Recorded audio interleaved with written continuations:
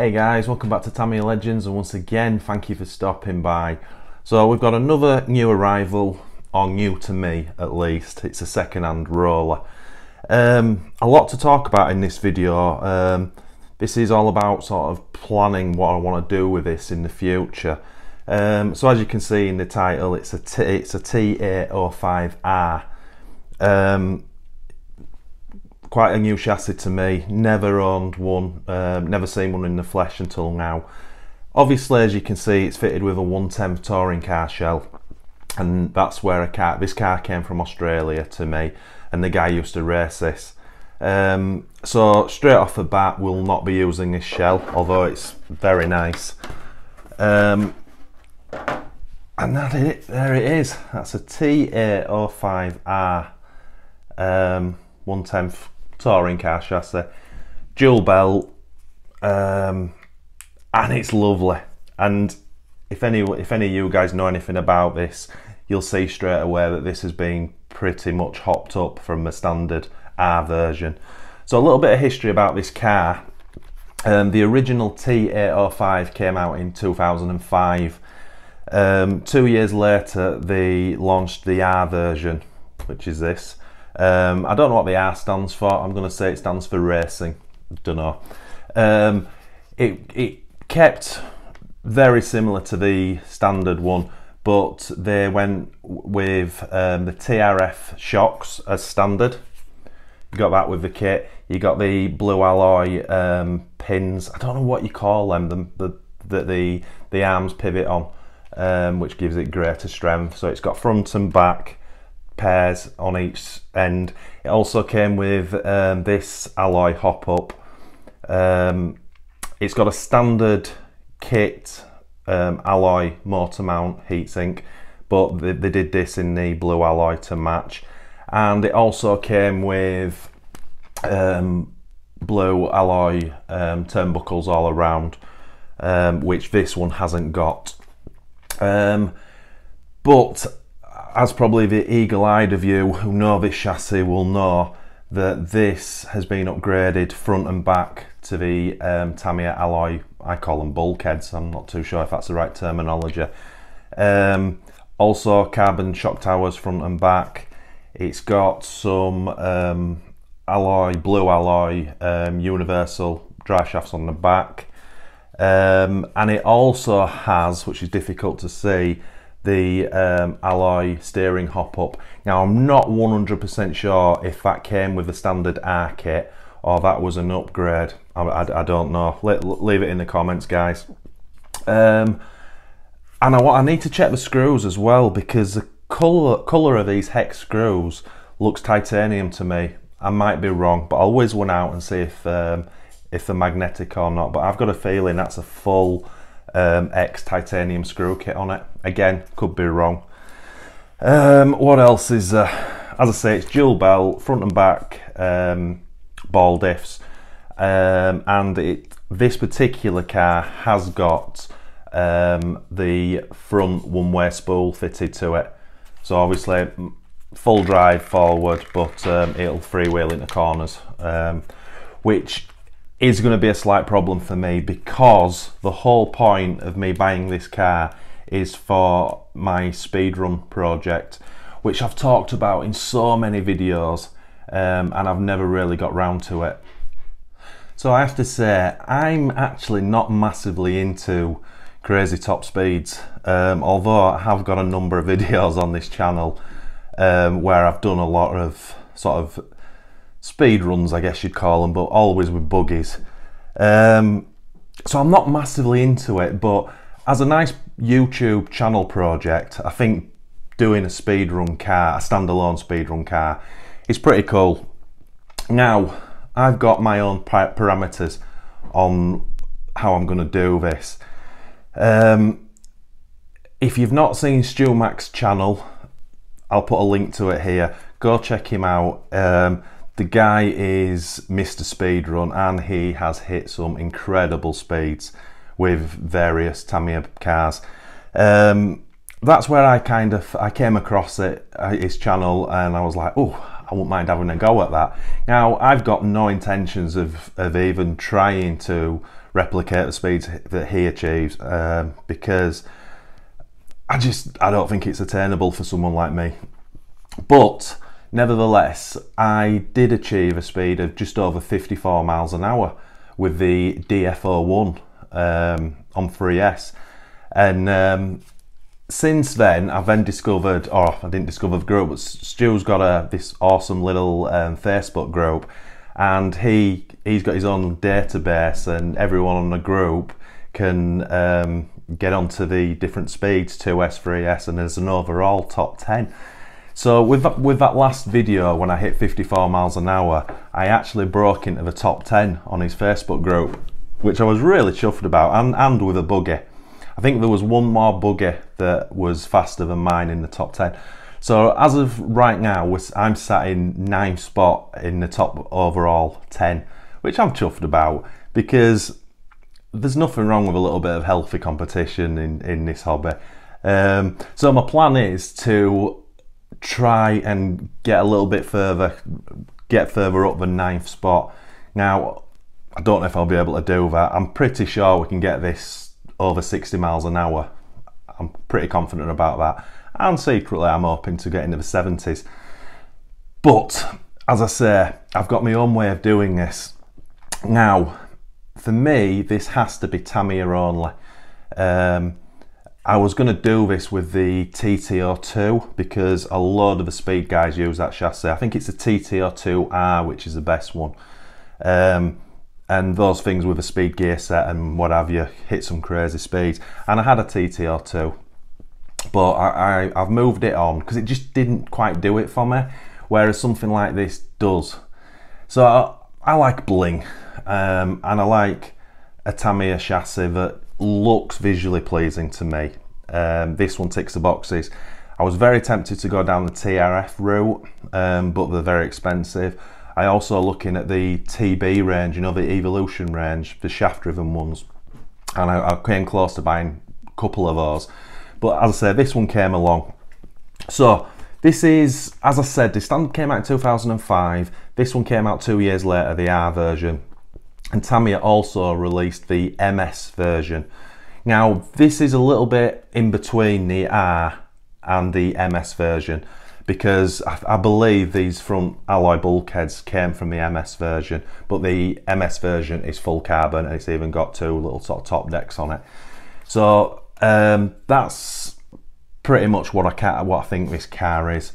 So as I say, this video, I'm waffling on, and this whole video is going to be about waffling, I'm afraid. So what I'll do now is we'll move the camera and we'll get a close-up on the car in case you've never seen it. And then after that, I want to show you my plan for the body shell, because I've got something super sweet to do with it, and the wheels I'll be using. And then I want to talk about how I'm going to do this in small steps, speed-wise, and where I'm planning to start from and where I'm planning to end up. So let's have a look at this car. So this thing really is a nice looking bit of kit. It's very blingy, which I like. I think we all like, don't we? As I say, there's not too much more I can tell you about the car. Now this car is pretty dusty, it needs a good clean, but I know the car, the guy I bought it from used to race it, so I'm pretty much going to leave the standard setup he's got. I'm not going to touch it because it looks, this is going to sound stupid, but it looks pretty dialed in, so I don't want to make any alterations. As I say, all the shocks and what have you are all sort of set up, the camber towing and everything looks to have been done. The belts are in good condition. Only thing now it came with this motor. This is a brand new brushless 9.5, I think it's, what is it, 4370 kV motor. So that's brand new, so I've got plans, because it's blue, that's going to go in my Porsche 911 bling project, because that's going to look pretty cool. So that will come out, and it's got a massive pinion on. You can see the size of that pinion, and that spur gear. Now I'm not too sure what pitch that stuff is, but I've ordered the standard spur gear for it, which I believe is a 72. So I've ordered one of those because the gearing wise I want to start at the kit level, and I'm not too sure what the pinion will be, but I've got a vast array of pinions to use. So once that gear comes, we'll change that spur over and we'll figure out what pinion to use. And then, as I say, we'll start running it in its standard guise. Let's get the wheels off. So it came with these slick tyres, which I believe are Sorex, which are sort of top of the range racing tyres. I've changed the alloy wheel adapter because it had these nice alloy silver ones, but I had a brand new set of blue ones. So I've just fitted those on, which just makes it a little bit more blingy. You know what I'm like for bling. It's looking really nice. So that's basically it for the chassis. As I say, there's not a lot more I can do with it until that spur gear comes. Obviously, as I'm making this video right now, we are into the second week of November, so winter's here, which is a pain. So running wise, it's going to be very difficult. But now I want to show you what I'm planning to do of the cosmetic side of it, because that's where it's all going to start. So if you've been following the 911 Porsche Bling build, you'll have seen these wheels and tyres before. So I finally decided what I'm going to use, and it actually came down to, on the Bling car project I'm doing, I'm using met alloy disc brakes, and this wheel will not take them because of the thickness, and it's got the raised 5 places here with the screw heads. So unfortunately I can't use them. So I've now messed around with them. I've made the decision. So these are the tyres, wheels and tyres, which are going on the 911 Bling. Standard kit slicks and these wheels. The tyre decals look atrocious now because I've swapped the tyres over, so I'm going to have to rip those off and put new ones on. And the reason I had to swap them was because, as I said, they're standard slicked kit tyres, and I bought Tamiya Super Slicks for this car, and this is really sort of real racing rubber, very sticky. They've got medium foams fitted as well, so they're perfect for this car. But I do need to glue these on, so we'll later on in a different video I'll do that off camera, glue those wheels down and put the new decals on. So, oops, that's the wheel and tyre set we're going for, so I'll move the others out of the way, which I think are going to look pretty badass, to be honest. I know I haven't showed you the shell yet, but yeah, you get the gist of it there. So what I'll do now is I'll stick these wheels on, and then I'll dig out the shell and show you what my plan is. Well, oh my word, I've never messed around with these bloody sets, these 2 sets of wheels and tyres as much in my life. God, obviously they have different offsets and things like that, and I thought I'd got it right, but with these being 2-piece, these are a bit of a pig. So anyway, what I've done is I've had to take the blue wheel adapters back off, the blue alloy ones, and put the original silver ones on because they were about 2 mil thicker, and this wheel needs that to turn. So we've cured the back. Front, I need to do a little bit of work. You should be able to hear this just touching the screw heads. So that's the job I've got to do, but I needed to do that anyway. That's quite a simple fix. That's just taking those 5 screws out and just gluing this onto the chrome bit instead. But I'm not going to do any of that just yet because this is probably not going to run, or what I should say is the 911 Bling project will probably be finished first. So what I want to do before I touch this set of wheels is I want to make 100% sure that they're going to be okay with the disc brakes and the car looks okay. Oh dearie me, but we'll go with that for now. And it looks very blingy, I've got to say. It's looking pretty cool.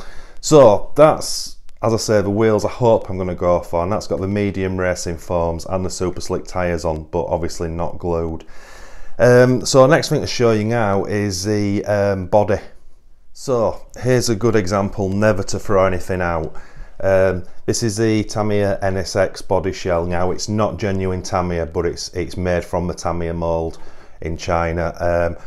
This was the original body I bought for the Honda Mugen NSX GT car on the TL-01, and I absolutely got the mounting holes, all 4 of them, in the wrong place. So I was going to throw it out, but I thought, no, we'll keep it for a rainy day, and I'm so glad I have, because obviously this has different body mounts, positions, and I can cover these 4 holes up very easily with decals. So I kept his shell, and as I said, this shell is a peach. It's so sporty. And also I kept the window masks for it, which I thought I'd lost, and I've got this set of mobile decals. Now this is really cool because if you guys know about the NSX shell, the GT car was all in white with the mobile decals on, and obviously that's what I'm planning to do. So I know this is not coming over on camera very well, but my plan is, as I say, using these existing mounts on the TA-05 is to make this shell fit. Now these wheels are quite wide. This is a 190 shell. These wheels with this offset is really going to fill this arch up, but I'm thinking I can get away with it. I actually like when the wheels fill the arch up. That's a good thing for me, but we're not going to know 100% until I make the 4 new holes in it. But just let's take it for take it for granted that that works. So we're going to have this really cool shell. As I say, it's going to be done in PS white, which is the sort of genuine colour for this NSX, and then with these nice decals on, and a few other decals I have. Now here's another thing. I bought a spoiler set, plastic, ages ago for a TL-01 project, and it never came in time. So I was like, what am I going to do with it? So it was 2 wings.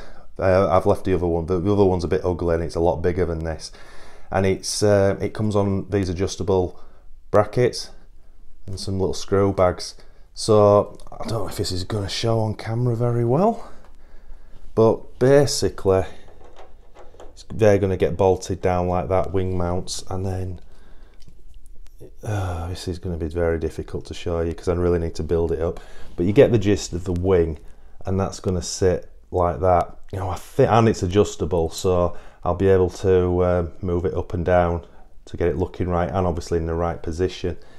Now also within that tree, it came with these cool wing mirrors and also these window wipers. So I'm going to put the full mashings on because, as I said, it's very important how this car looks, let alone how fast it is. I want it to look absolutely quality, and I think we're kind of getting there with the stuff we've got. So I hope you can see what I'm trying to achieve cosmetically. It's a real ball ache when things don't line up quite, they don't fit, and it's just frustrating. I assumed wrongly that this had all, my plan was it would all just go together, but it's going to be a little bit more involved. But as I keep saying, I know how good this shell will look in white, mobile with the decals on. This fancy wing, wing mirrors, wipers, bit of detail on the body, and with these wheels, it's going to look superb. But again, won't know 100% until I drop the body on properly, but that's going to be for the next video. So that gives you an idea of what it's going to look like. And then finally, is what we're going to run it in. So obviously this car's fully ball race straight away.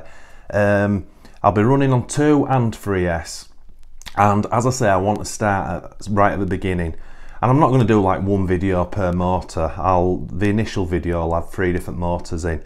So the first point of call when I put the electrics in, we'll be changing this to a standard 540, and we'll do a first speed run on 2S and 3S on the standard gearing. I'm then going to swap it out and put the brand new Tamiya Sport Tuned one. It's not arrived yet, so I can't show you, but I don't know if you're aware, but the black can has now gone and it's now silver with a new decal. It doesn't look as good, but it does look pretty cool. So that's a 23 turn. So that'll be the next motor to put in, again 2S, 3S, and then I've got the Tamiya RZ Super Stock, which is a 23 turn as well. And I especially want to see the difference, because both the Sport Tuned and the RZ are both 23 turn, but I want to see, you know, speed wise what the difference is. And I've also ball raced that RZ motor, which will only improve its performance. So that's the first 3 brush motors. Then we'll be going brushless.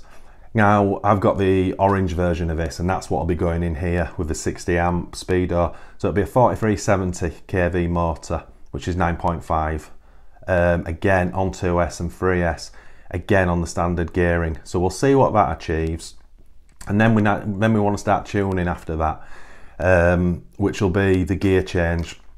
So it'll be a bigger pinion, smaller spur. I don't know what that's going to be yet, but that'll be the next sort of jump, again with the 4370 kV motor, and we'll see what that achieves. I would imagine by that time we'll have to start tuning the car. Now I'm no expert in this whatsoever, but I know the guys pack the diffs out and things like that to make them a lot harder, because you're only really going in a straight line. Not too sure what I'm going to do about this front one way yet. I might have to, well, I don't know what I'm going to have to do. If you guys know, leave it in the comments. I know on the smaller, on the less powerful motors at the beginning, that's not going to be an issue. And then once we've got that GPS speed, then I want to go to my hottest brush motor I've got, which is the Hobbywing 5990. I think that's a 6.5, and that thing's ballistic. As I said, it's a 6.5. Again with the ultimate gearing on 2S and 3S, and I'm really hoping we're round about a 70 mile an hour plus mark at that level, but we'll see. And then my final thing I want to do, if you guys have seen the Tamiya Transpeed brushless motor, it goes down to a 3.5. It'll cost me about 120 Canadian dollars just to buy the motor, and I'm pretty sure I'm going to have to buy a different speedo for it, because the Hobbywing I've got for my hottest brushless is a 60 amp, and that won't cut it, unfortunately. So if you guys have ever used a 3.5 Transpeed brushless motor, let me know, because I'm really curious. I don't even know what KV it is, because obviously if you know the KV, I can then do the maths against the battery and work out what rough RPM it's going to be. But that's my plan anyway. If I can't get hold of a Transpeed, there are other motors that go down to 3.5, and that'll probably be as fast as it goes. Only thing left to do after that again is see if you can do anything with the gearing again, but I wouldn't imagine you could. So it's going to be super interesting to see what this does. But again, as I said, sorry to sort of repeat myself, but we're now in the second week of November as of today making this video, so this thing's probably not going to get a run until I'd say March next year, which is horrendous. And that's another sticking point for me, because I struggle to have cars on the shelf if they're not doing anything. If I've kind of finished with them, I move them on and get something else in. And obviously I have money tied up in this. I think I bought this for, I can't remember. I think with shipping, I've got about £150 in this car, which is fine. I'll get my money back on it. That's not a problem. And obviously I'm only going to improve it by wheels, tyres and body shell and whatever.